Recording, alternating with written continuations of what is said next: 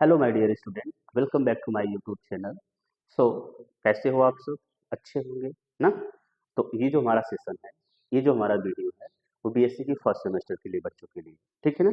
जिसमें हम अच्छे से डिस्कस करेंगे क्या होती है बॉन्ड एनर्जी, ठीक है, क्या होता है बॉन्ड लेंथ और क्या होता है बॉन्ड एंगल। ये जो bond length, bond angle, bond energy जब जो हम डिस्कस करेंगे, वो बॉन्ड पैरामीटर होता है, ठीक है ना? जिसके बारे में हम लोग समझेंगे क्या इफेक्ट करता है बॉन्ड लेंथ, ठीक है? बॉन्ड लेंथ क्या इफेक्ट करता है, बॉन्ड एनर्जी क्या इफेक्ट करता है, सॉरी बॉन्ड एनर्जी को क्या इफेक्ट करता है, बॉन्ड लेंथ को क्या इफेक्ट करता है, जिसमें इसको प्रॉपर समझेंगे। तो हमारा आपको पता है कि ये जो यूनिट चल रहा है वो बेसिक ऑर्गेनिक केमिस्ट्री चल रहा है, ठीक है ना? जिसमें हम इससे प्रीवियस वाले वीडियो में हाइब्रिडाइजेशन को अच्छे से समझा, ठीक है? जहां पर हमने एस आरबीटी एसपी हाइब्रिडाइजेशन को समझा, sp2 को समझा, sp3 को समझा, जिसमें हमने समझा कि sp का जो स्ट्रक्चर होता है वो लीनियर होता है, sp2 का स्ट्रक्चर होता है वो ट्राइगोनल होता है और sp3 का होता है टेट्राहेड्रल। बॉन्ड एंगल को हमने समझा, हाइब्रिडाइजेशन कैसे बनती है सबको अच्छे से समझा, ठीक है ना? समझने के बाद अब हम चल रहे हैं डिस्कस करने अपने न्यू टॉपिक को जो हमारे सिलेबस में है, जिसे हम कहते हैं बॉन्ड पैरामीटर। ओके, चलिए समझते हैं बॉन्ड पैरामीटर को। ओके, तो जैसे समझा जाए बॉन्ड लेंथ होती क्या है, क्या होती है बॉन्ड लेंथ, इसको प्रॉपर समझने के लिए एक छोटा सा डेफिनेशन समझ रहे हैं कि जो बॉन्ड लेंथ क्या होता है बच्चे ना, जब कोई एटम, दो एटम कनेक्टेड होते हैं दूसरे के साथ, जब दो एटम कनेक्टेड होते हैं ना दूसरे के साथ, तो एक एटम का न्यूक्लिया और दूसरे एटम के न्यूक्लिया के बीच का जो डिस्टेंस होता है वही बॉन्ड लेंथ होता है। उसी को हम लोग क्या बोलते हैं, बॉन्ड लेंथ। तो ये बॉन्ड पैरामीटर को हम डिस्कस करेंगे, ठीक है? थोड़ा सा अगर आप स्क्रीन शॉट जो भी लेना चाहते हैं उसको लेते रहिए, साथ में लिखते रहिए।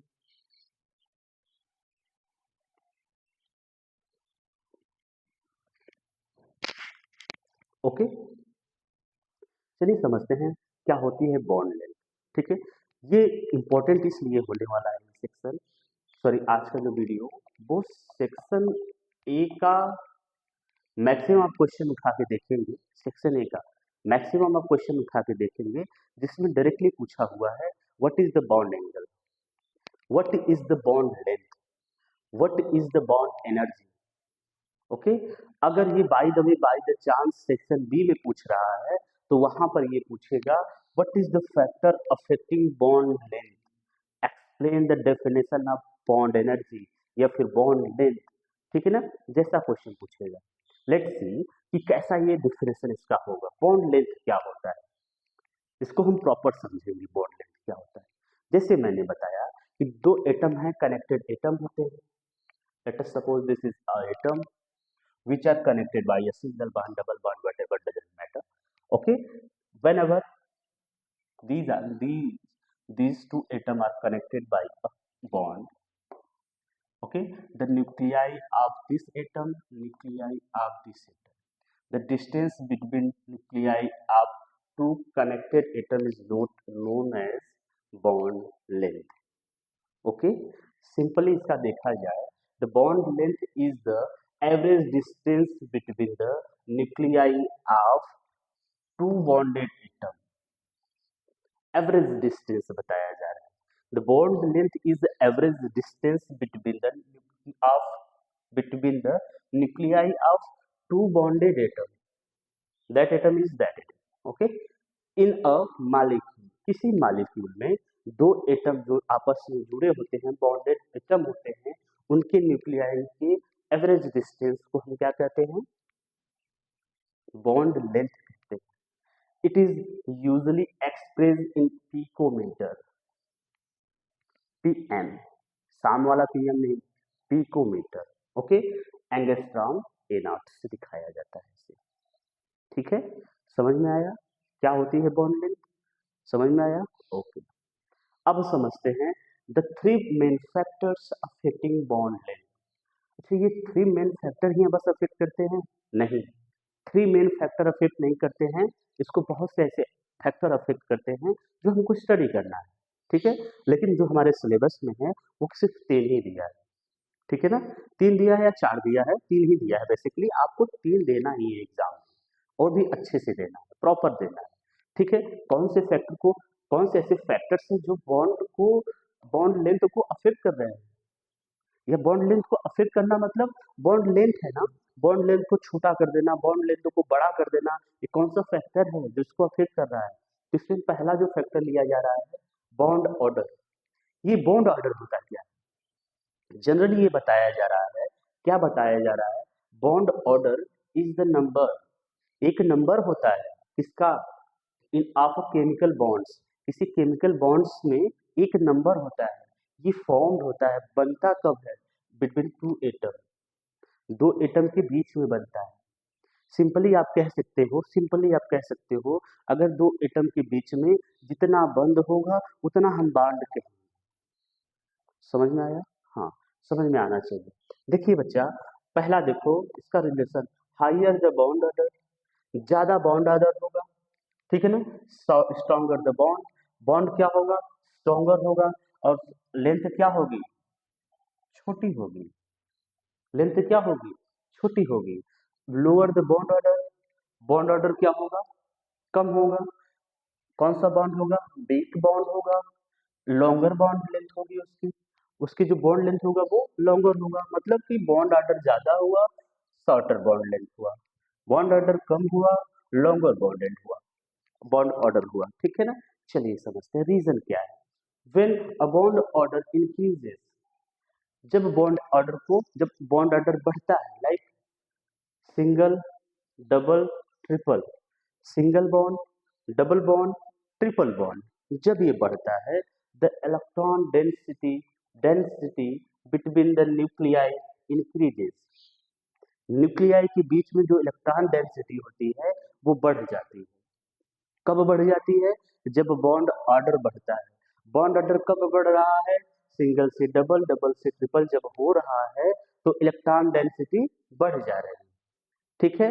अभी तक ये समझे, इलेक्ट्रॉन डेंसिटी बढ़ जा रही है किसके अराउंड? न्यूक्लियस के। अब देखिए, pulling the atoms closer together and decreasing the bond length, जब देखिए इलेक्ट्रॉन डेंसिटी बढ़ जा रही है तो वो एटम को पास में खींचते हैं, पुलिंग द एटम, एटम को पास में खींचते हैं। जब एटम को पास में खींचते हैं तो जो बॉन्ड लेंथ ऐसा था वो ऐसा हो जाएगा।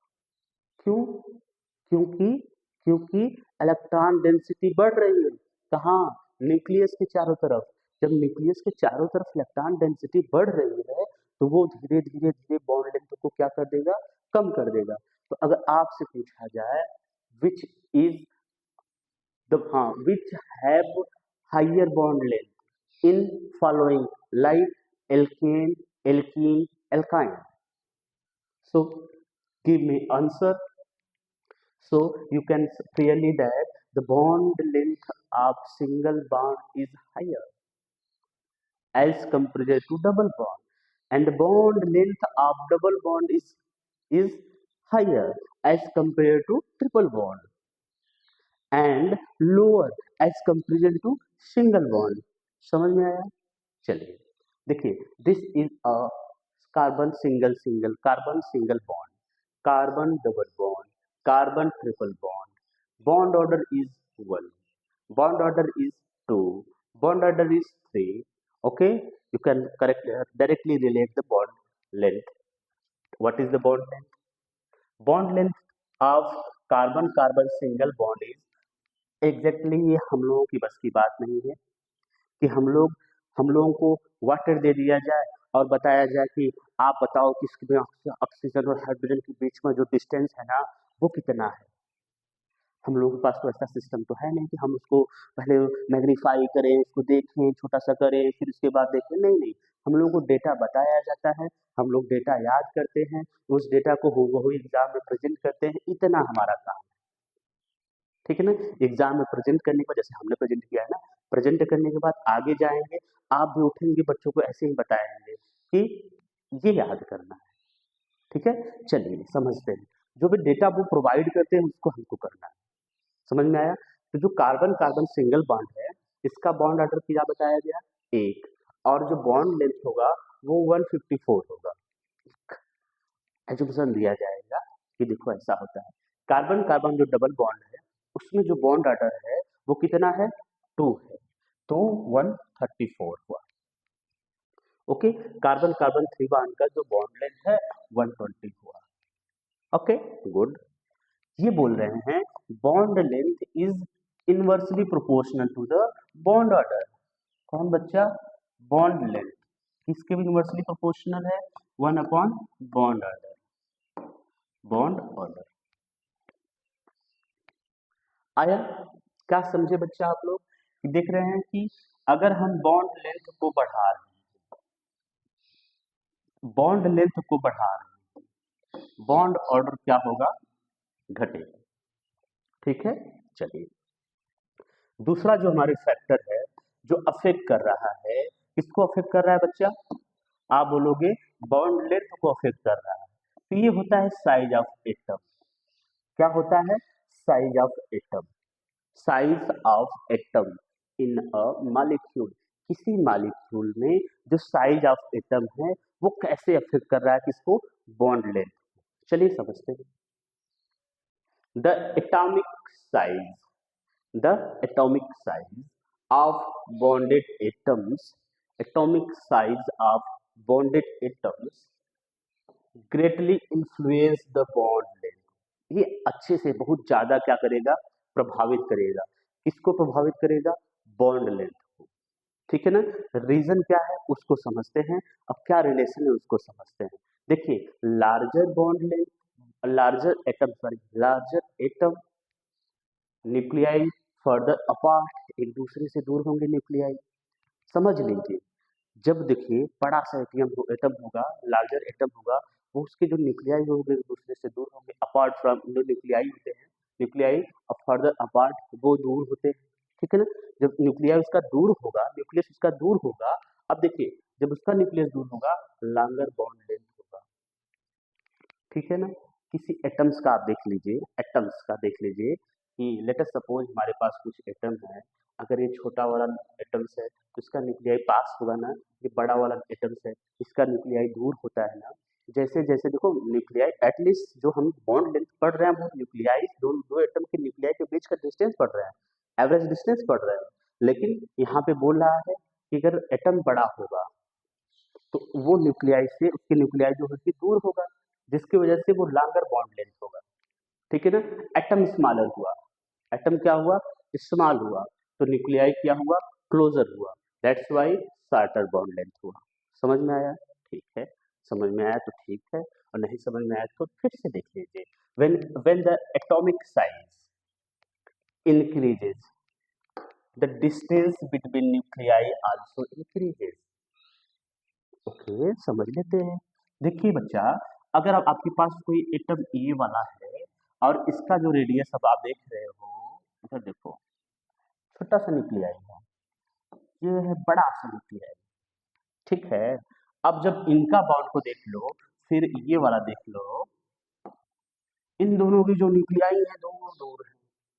ठीक है ना? जब इनमें बॉन्ड बनेगा तो इनका जो बॉन्ड लेंथ होगा वो इनसे दूर होगा। रीजन क्यों है? वही एटॉमिक साइज का रीजन देना आप। ठीक है ना? एटॉमिक साइज का रीजन देना। When the atomic size increases, the distance between nuclei also increases, leading to a longer bond. वो क्या करेगा?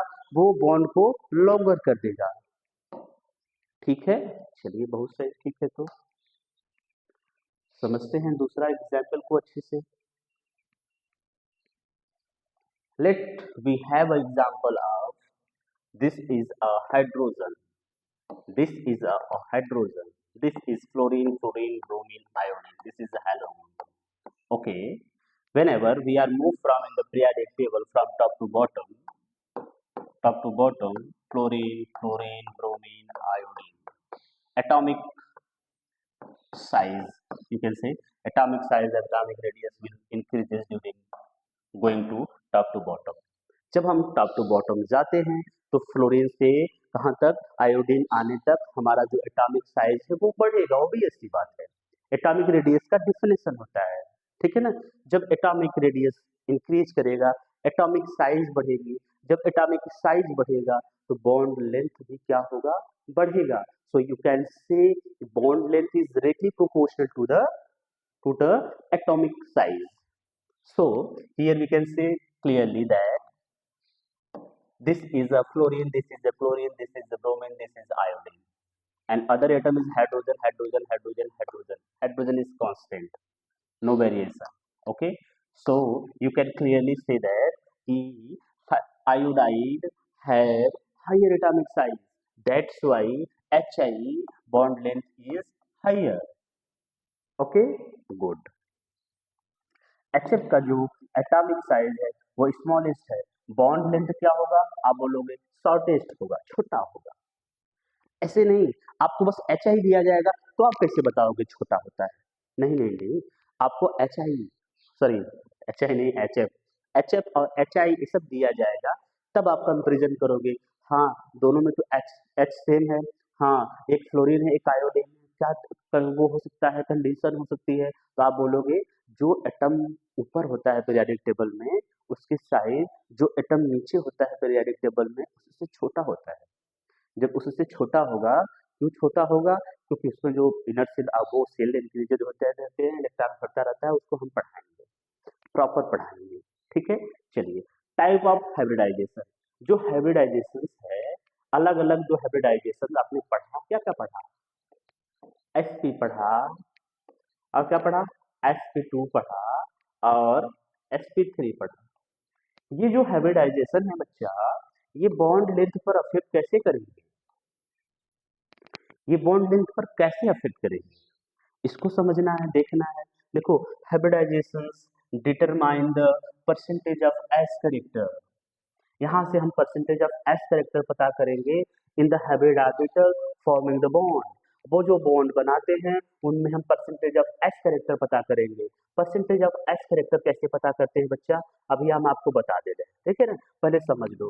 हायर द एस कैरेक्टर, सोचो सोचो, higher the s character, electron closer to the nucleus, ठीक है, ज्यादा ज्यादा एस कैरेक्टर होगा तो जो इलेक्ट्रॉन है वो न्यूक्लियस के पास होंगे, जिसकी वजह से शॉर्टर बॉन्ड लेंथ होगा। जब न्यूक्लियस के इलेक्ट्रॉन पास होगा,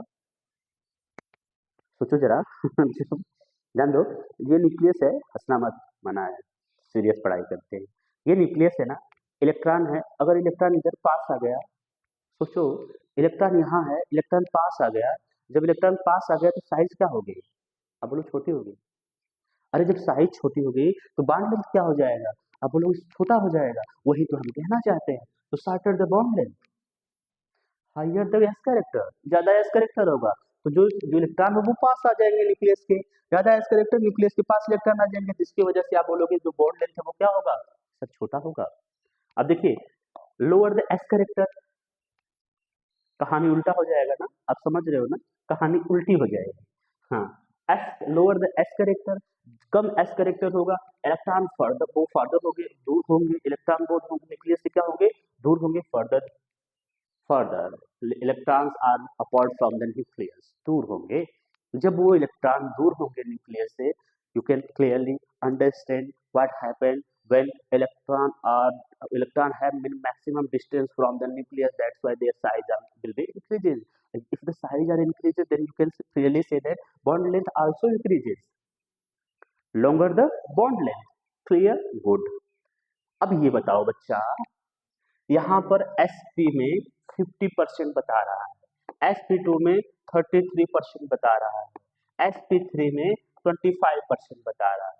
अब बताओ ये कैसे बता रहा है, चलिए ये क्या है आपका बच्चा, बोला एसपी, किसी भी चीज को, कोई भी वस्तु होती है, अंग्रेजी सीखोगे, कोई भी सब्सटेंस होता है, उस सब्सटेंस को हम मानते हैं मैथमेटिक वालों, मैथ तो नहीं आती है, मैथमेटिक वालों 100%। ओके, तो यहाँ पर जो सब्सटेंस हमारा है, सब्सटेंस किससे मिलकर बना है, आप बोलोगे एक यस और एक पी है। जब दो लोगों से मिला है बच्चा, तो एस को डिवाइड करो किससे, दो से, then you have 50% s character, okay, and 50% p character, clear. तो अगर एसपी में पूछा जाए कितना परसेंटेज ऑफ कैरेक्टर है, तो आप बताओगे 50% एस कैरेक्टर है, 50% पी कैरेक्टर है। देन आपको बताना है sp2 में, ठीक है। तो आप पहला आपका काम है, पहला पहला काम है कि आप इसको ना चेंज करो कि आप मानो ये 100% है, मानना वानना नहीं होता है, ठीक है ना। आप 100% तो कितने ऑर्बिटल बने हैं इसमें, आप बोलोगे 3, एक यस 2 ठो पी का, then divide 100/3, you have 33.333%, so you can say 33%. Okay, now we have sp3. So what will be the percentage of s character in sp3? This is for your homework. Homework. Okay, good. अब समझिए बच्चा, जिसमें क्या होगा, sp होगा, उसका जो bond length होगा वो कम होगा, जिसमें sp होगा उसका बॉन्ड लेंथ ज्यादा होगा, जिसमें sp3 होगा उसका बॉन्ड लेंथ से ज्यादा होगा, ठीक है ना। अब sp2 sp3 sp3 कोई कंपाउंड दिया रहेगा, आप उसको अच्छे से निकाल सकते हो, क्योंकि आप हो, बोलो ना, आप हो बहुत बड़ा तेज आदमी, और सही मतलब बहुत बड़ा तेज स्टूडेंट आदमी होने नहीं। हाँ, आप समझो। एस क्या है, एस, अब ये तो क्लियर हो गया ना। चलिए हटाइए इसको। ये बॉन्ड पोलैरिटी जो होती है वो क्या सेट करती है, बॉन्ड पोलैरिटी। अब पोलर की बात तो आपको पता, मतलब बताने की बात नहीं है ना। अगर पोलर की बात बताने की बात है तो प्रॉब्लम है, सच में प्रॉब्लम है। क्या होता है polar, polar in the sense two poles, one pole have positive charge and other poles have negative charge, clear। If negative charge attract the electron towards the itself by the positive charge, that's why the electron are short, the bond length are shorter। Okay, जब वो देखो बच्चा, अब ध्यान दो, देखो क्या कहता है, polars bond due to change, due to charge attraction are shorter than the purely covalent bond, ठीक है ना। ये बोल रहे हैं कि देखो बच्चा, अगर आपको आपको ये HCl है, इसमें दिखाया जाए और CCl में दिखाया जाए, तो जो ये कार्बन है वो Cl है, और H जो है वो Cl है। Cl देखो ज्यादा इलेक्ट्रोनेगेटिव होता है, इसमें कहने की बात नहीं। अच्छा, कहाँ ज्यादा होता है, इसमें ज्यादा होता है Cl। Cl ज्यादा इलेक्ट्रोनेगेटिव होता तो वो इलेक्ट्रॉन को अपनी तरफ खींचेगा, जब वो इलेक्ट्रॉन को अपनी तरफ खींचेगा तो कार्बन हाइड्रोजन से तो ज्यादा होगा ना, कार्बन एटलीस्ट हाइड्रोजन से ज्यादा होगा ना। ये पॉजिटिव है, मैक्सिमम पॉजिटिव है, क्या थोड़ा सा इससे कम पॉजिटिव है, ठीक है ना। तो ज्यादा पॉजिटिव है तो इससे बेचारा इलेक्ट्रॉन में खींच लेगा, है ना, बोलेगा छोटा है इलेक्ट्रॉन खींच के अपने पास करो। जब ये इलेक्ट्रॉन खींच के अपने पास करेगा तभी एक कहानी घटती है, वो कहानी का नाम है क्या, कि वो बॉन्ड लेंथ को कम कर देगा, ठीक है ना। तो ज्यादा पोलर होगा तो पोलरिटी, पोलर जो कैरेक्टर है, पोलरिटी जो है वो क्या होती है, वो होती है inversely proportional to bond length. Inversely proportional होगा बॉन्ड लेंथ, मतलब पोलरिटी ज्यादा होगी बॉन्ड लेंथ क्या होगा, कम होगा। गलत है, ये गलत है बच्चा, गलत है, हमको गलत बताया जा रहा है, ये हमको गलत बता रहे हैं, ठीक ना। पोलरिटी जो होता है, ज्यादा पोलर होगा तो बॉन्ड लेंथ क्या होगा, छोटा, अरे सही बता रहे थे जी। बॉन्ड लेंथ क्या होगा, देखो, पोलर ज्यादा होगा बॉन्ड लेंथ क्या होगा, कम होगा, ठीक है। ये ऐसा रिलेशन है, सॉरी फॉर दैट, थोड़ी सी अंडरस्टैंडिंग की प्रॉब्लम हो गई थी आपको, लेकिन समझ में आना चाहिए। आप बोलोगे तो फिर तो समझे में ना आया, तो हमको कैसे समझ में आया, आया तुमको समझ में, तुम अच्छा बच्चा होता। देखो, बॉन्ड लेंथ, हाँ, bond length, sorry bond angle, दिमाग गया है बॉन्ड लेंथ पर। बॉन्ड लेंथ बोलो, हमसे बोलो कि बॉन्ड लेंथ चला गया सर, आप बॉन्ड एंगल पढ़ाइए, ठीक है ना। आई थिंक समझ में आया होगा, प्रॉपर समझ में आया होगा। देखो, अब हमको पढ़ना है बॉन्ड एंगल, समझना है बॉन्ड एंगल क्या होता है, ठीक है ना। आज ये बॉन्ड एंगल को हम लोग क्लियर करके रखेंगे। क्या है bond angle, bond angle is the angle form between two covalence bond. अच्छा अच्छा अच्छा, दो कोवैलेंट बॉन्ड के बीच में जो बॉन्ड, बॉन्ड एंगल करा कि वो बनता है किसमें, दो कोवैलेंट बॉन्ड के। अब आगे देखो, that originate from the same central atom, मतलब let us suppose we have also example आगे मिलेगा ए, ठीक है ना। यहाँ से ओरिजिनेट हो रहा है, यहाँ से ओरिजिनेट हो रहा है, this is a atom C मान लो, this is a atom D मान लो। This is a bond angle. क्या है bond angle? Bond angle is the angle form between two covalent bond. दो कोवेलेंट बॉन्ड के बीच में बनता है, एक कोवेलेंट बॉन्ड है, एक कोवेलेंट बॉन्ड है, इन दो कोवेलेंट के बॉन्ड के बीच में बनता है। और कैसा होता है? जो ओरिजिनेट होता है from the same central atom, किसी एक सेम सेंट्रल एटम से ओरिजिनेट हो रहा है। ओरिजिन मतलब वहां से स्टार्ट हो रहा है, यहाँ से स्टार्ट हुआ सी तक गया है, यहाँ से स्टार्ट हुआ डी तक गया है। तो यहाँ पर आप बिना टेंशन के कह सकते हो this is a bond angle, this is a bond angle. ठीक है ना? It tells about the shape of geometry. ये क्या बताता है बॉन्ड एंगल? किसी मॉलिक्यूल का ज्योमेट्री को बताता है। ठीक है ना? समझ में आया? समझ में आया? लिख रहे हो क्या? थोड़ा सा लिख लो, हटते हैं।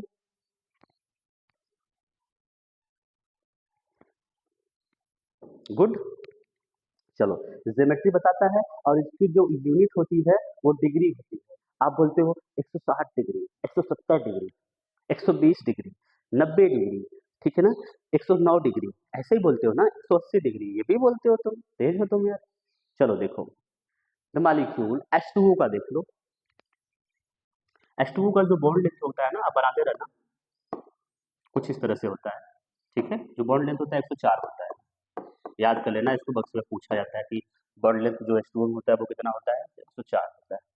अब यहाँ पे देखो NH3 होता है, थोड़ा सा NH3 का एक हाइड्रोजन, नहीं नहीं नहीं, गलत गलत गलत गलत गलत गलत गलत गलत गलत गलत बना देते हैं।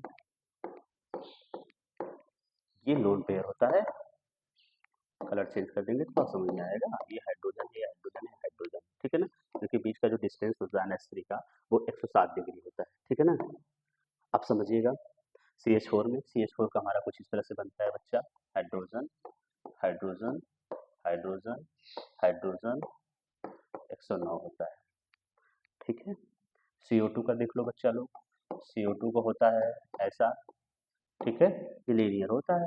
BF3 का होता है 120, ऐसा स्ट्रक्चर बनता है BF3। B होता है यहाँ, एक सेकेंड, B होता है यहाँ और H होता है यहाँ, H होता है यहाँ, यानी कि जो एंगल होता है वो कितना होता है, 120 होता है।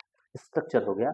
अब आप दिखाओ, क्या दिखाना है आपको कि जैसे जैसे क्या हो रहा है, बॉन्ड एंगल बढ़ रहा है, ठीक है ना। क्या हो रहा है बच्चा? हाँ, जो मॉलिक्यूल्स जो शेप है ये ज्योमेट्री को बताता है। किसको बताता है? ज्योमेट्री को बताता है। जो हमारा, अच्छा हाँ, ये ज्योमेट्री को बताता है। हम लोग अभी समझ रहे हैं, क्या समझ रहे हैं, मैं सोचा फैक्टर इफेक्टिव पढ़ा रहा हूँ, लेकिन हम लोग समझ रहे हैं कि क्या होता है बॉन्ड एंगल। बॉन्ड एंगल ये होता है कि दो एटम के बीच की दूरी को कहा जाता है, दो कोवलेंट बॉन्ड की दूरी को कहा जाता है। क्या क्या कहा जाता है? क्या कहा जाता है? बॉन्ड एंगल कहा जाता है।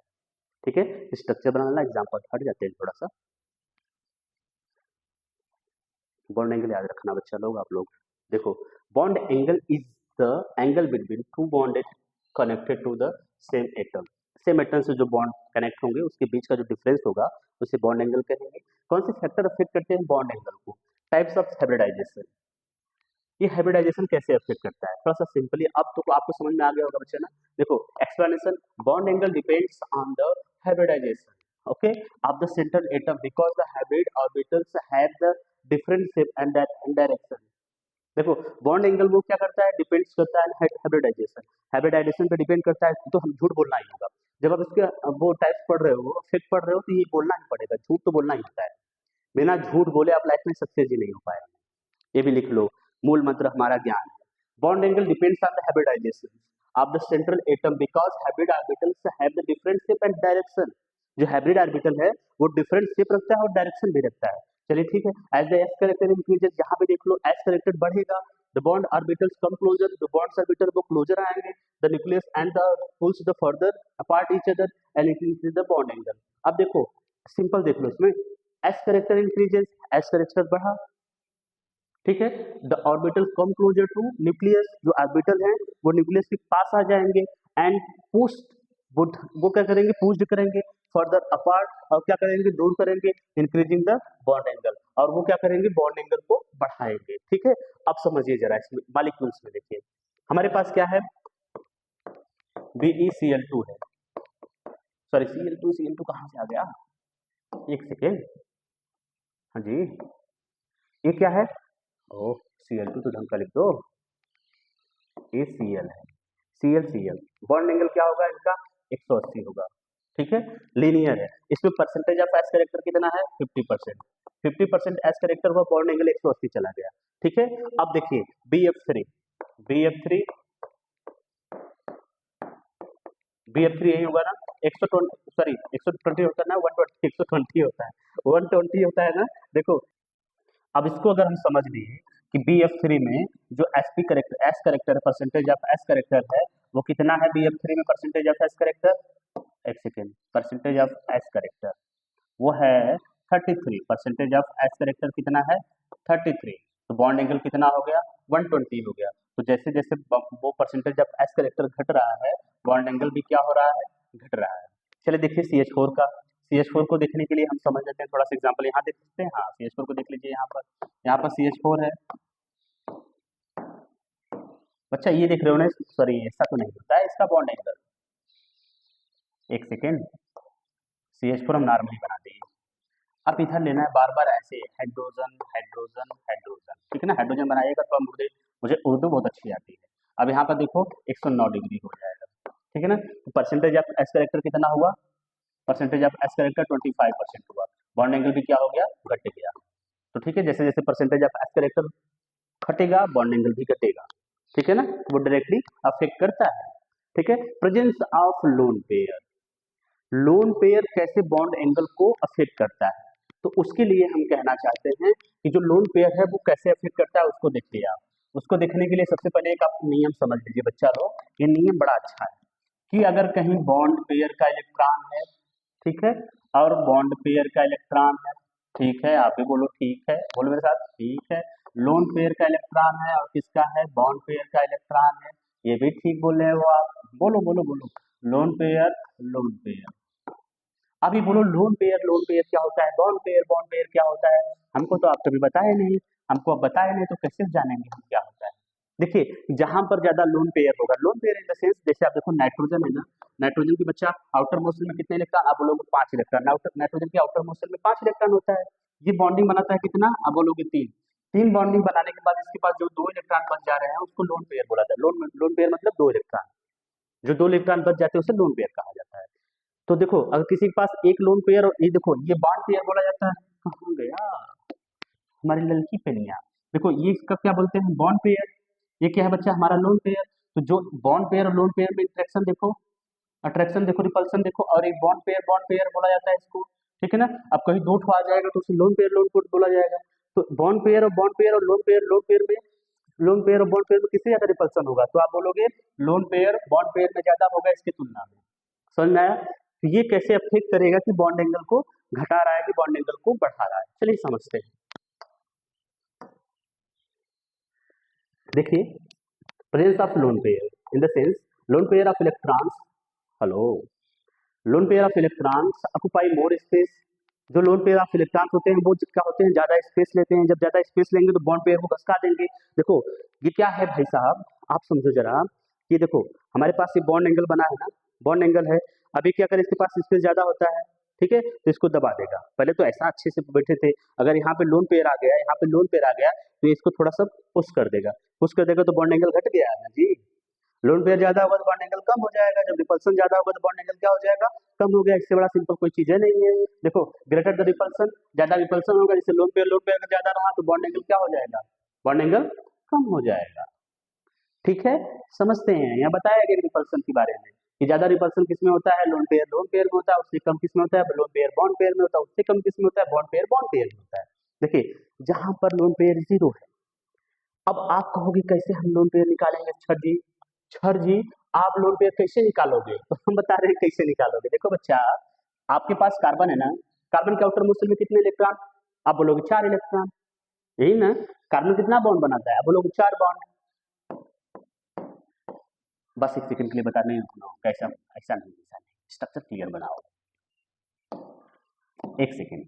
देखो बच्चा हमारे पास कार्बन है ना, कार्बन का इधर है या हाइड्रोजन, इधर क्या है हाइड्रोजन, इधर क्या है हाइड्रोजन, इधर क्या है हाइड्रोजन, ठीक है ना।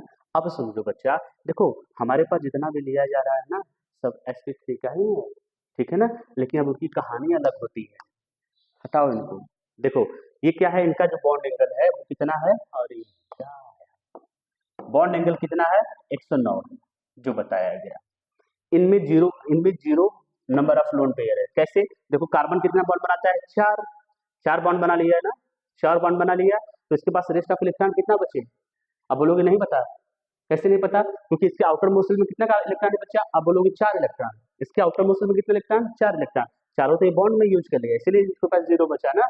हाँ बोलोगे हाँ, अब पता हो गया। तो इसका जो बॉन्ड एंगल कितना हो गया? 109 हो गया। चलिए, अगर लोन पेयर नाइट्रोजन लिया जाएगा, नाइट्रोजन के आउटर मोस्ट में कितने इलेक्ट्रॉन? अब बोलोगे 5 इलेक्ट्रॉन। जब नाइट्रोजन के आउटर मोस्ट में कितने इलेक्ट्रॉन बचा? 5। तो आप इधर बना लो नाइट्रोजन का ना, 1 2 3, बस एक नॉर्मल बना रहे हैं। ये हाइड्रोजन, ये हाइड्रोजन, हाइड्रोजन, ठीक है ना। अब ये क्या है? Lone pair. अब lone pair lone pair bond pair lone pair और बॉन्ड पेयर में इंटरेक्शन होता है, तो जो ये बॉन्ड्स होता है ना बच्चा, ये बॉन्ड ऐसे ना होकर, एक सेकेंड, ऐसे ना होकर हाइड्रोजन यहाँ हो जाता है, झुक जाता है। तो जो बॉन्ड एंगल हो जाएगा वो कितना हो जाएगा? सॉरी,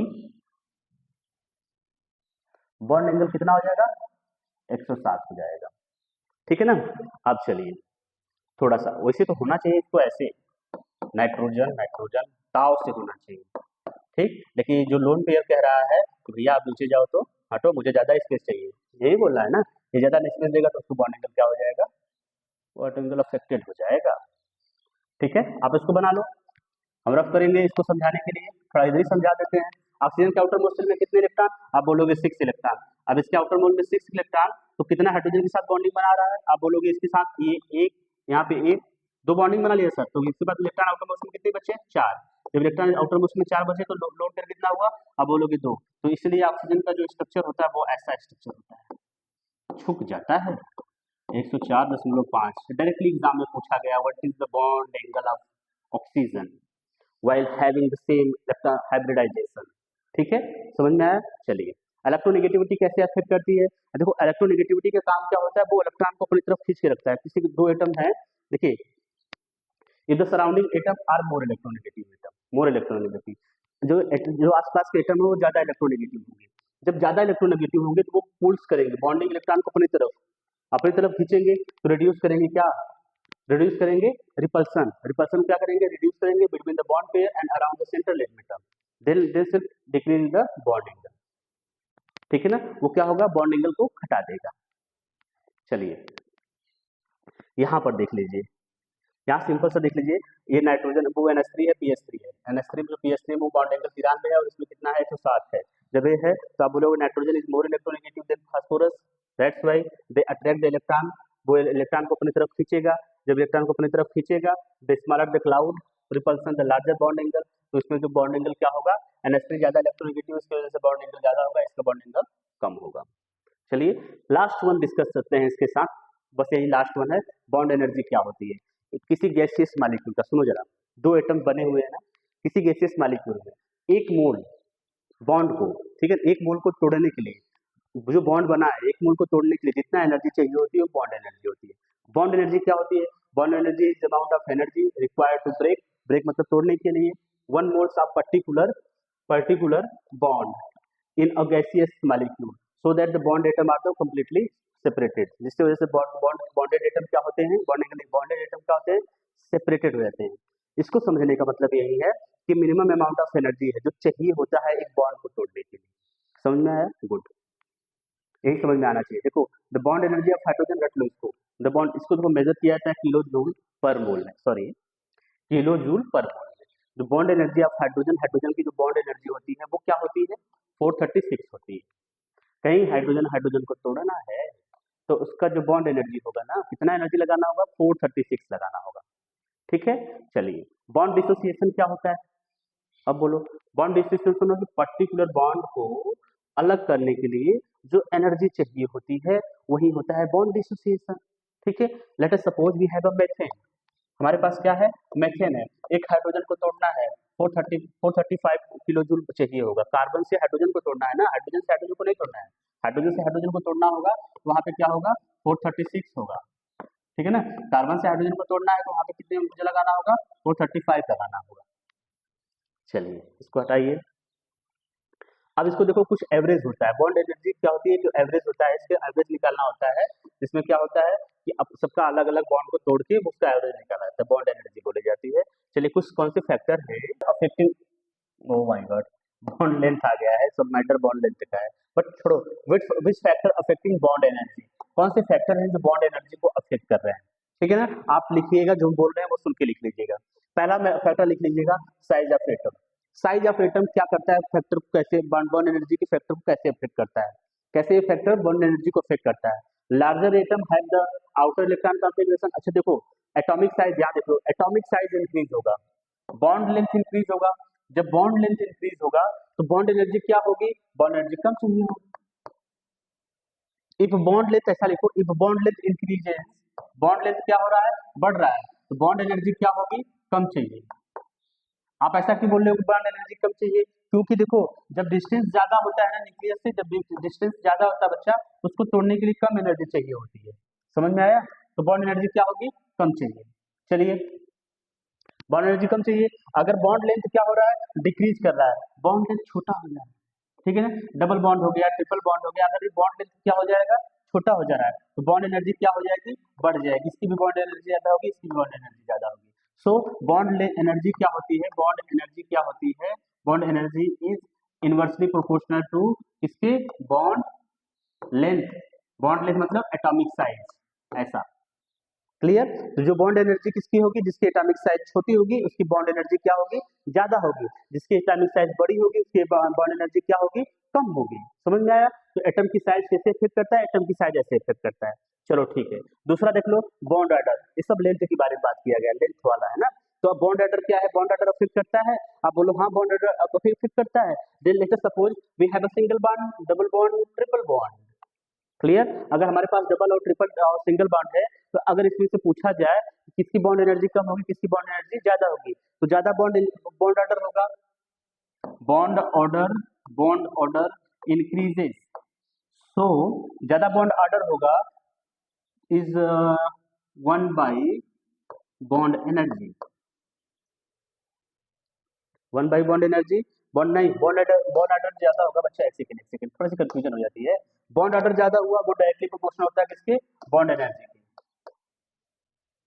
यहाँ पर देखो बॉन्ड एनर्जी ज्यादा होगा, बॉन्ड एनर्जी ज्यादा होगा, तो वो जो एटम्स होंगे वो ज्यादा पास पास होंगे। जब एटम पास पास होंगे तो बॉन्ड एनर्जी क्या हो जाएगी, ज्यादा हो जाएगी, ठीक है ना। तो जो ऐसा लिख सकते हो, इफ द बॉन्ड ऑर्डर आज इंक्रीजेस, जब बॉन्ड ऑर्डर बढ़ रहा है तो बॉन्ड एनर्जी भी क्या हो रहेगी, बढ़ रही है। समझ में आया। साइज क्या हो रहा था वहां पे, जब साइज क्या हो रहा था, साइज बढ़ रहा था, बॉन्ड एनर्जी कम हो रही थी, साइज छोटा हो रहा था, बॉन्ड एनर्जी बढ़ जा रही थी। लेकिन यहाँ पे जो बॉन्ड एंगल है, बॉन्ड ऑर्डर है, बॉन्ड ऑर्डर बढ़ रहा है, मतलब नंबर ऑफ बॉन्ड्स बढ़ रहे हैं। जब नंबर ऑफ बॉन्ड्स बढ़ रहे हैं तो एनर्जी भी क्या चाहिए होगी, ज्यादा चाहिए होगी। सही है ना। देखो ना, यहाँ भी ज्यादा बताया गया तो यहाँ भी ज्यादा बताया गया, सही है। तो बॉन्ड ऑर्डर कैसे इफेक्ट करता है, बॉन्ड ऑर्डर ऐसे इफेक्ट करता है। तो जो sp3 देख लीजिएगा, टाइप ऑफ हाइब्रिडाइजेशन देख लीजिएगा, टाइप ऑफ हाइब्रिडाइजेशन कैसे बॉन्ड एनर्जी को अफेक्ट करेगा, यहाँ लिख लीजिए आप साइड में। एस करेक्टर क्या करेगा, एस करेक्टर इंक्रीज कर रहा है। जब एस करेक्टर इंक्रीज करेगा तो बॉन्ड ऑर्डर क्या भी करेगा, सॉरी बॉन्ड एनर्जी क्या करेगी, इंक्रीज होगी। आप बोलोगे कैसे, डायरेक्टली प्रोपोर्शनल तो कैसे, अगर देखो कार्बन कार्बन के बीच में ट्रिपल बॉन्ड है तो वहाँ sp एस परसेंटेज कितना sp आएगा, हाइब्रिडाइजेशन क्या आएगी sp, तो परसेंटेज ऑफ एस करेक्टर कितना होगा, तो परसेंटेज ऑफ एस करेक्टर कितना होगा, 50% होगा।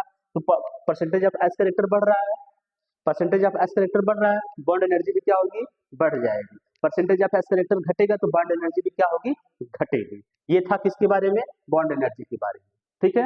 अब हम जब नेक्स्ट वीडियो में मिलते हैं बच्चा,